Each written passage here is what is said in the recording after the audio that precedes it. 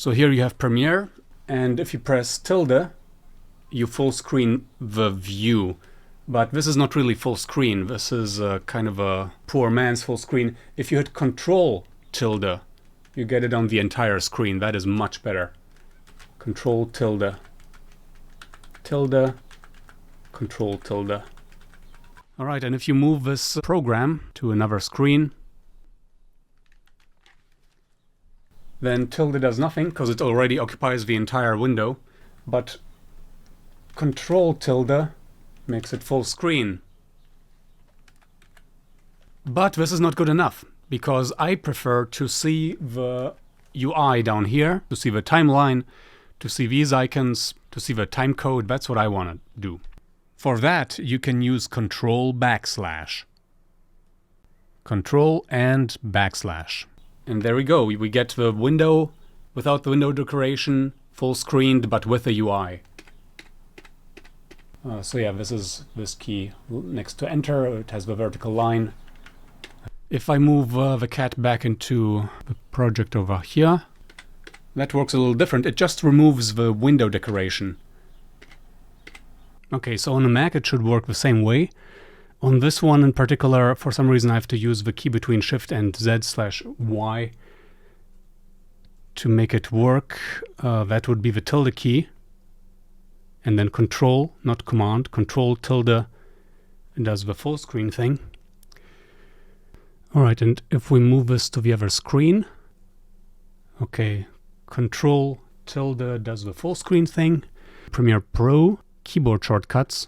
Okay, so let's search for toggle view, and it's supposed to be Shift \, but that doesn't seem to work, so I'm just going to reassign it. And it's going to be Shift \, and even though it doesn't look like a \ on this non-American keyboard, it is digitally a US American keyboard. So it should work, but it doesn't.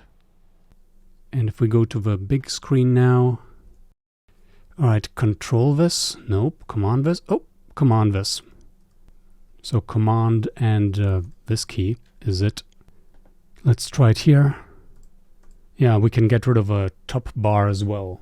So there seem to be quite some problems with the tilde key on a Mac. There's an entire thread on Stack Exchange with lots of answers. You might resort to using the Ukulele app to configure your own shortcut for that. Then on keyboards with this triangle brackets and pipe symbol between left Shift and Z, you are supposed to be holding down Shift and pressing that button. And then somebody else is using a tool called Carabiner. And then there's a method to let the Mac re-detect the keyboard type through System Preferences Keyboard. But yeah, this is pretty much what I had to do, at least considering the position of the keys. If these shortcuts don't work, that probably means that you've been using an old version of Premiere for a while, so old key configs have been saved. The keywords to search for here are maximize or restore frame under cursor, toggle full screen, and toggle view. And toggle view is by far the best. It's the best for me. I like working like... Huh, come on. Yeah, there we go. I like working like this. In fact, before I knew this was possible, I made an AutoHotKey script which does things like that and things like that. No need for that anymore. Alright, I hope this helped. Until next time, ciao.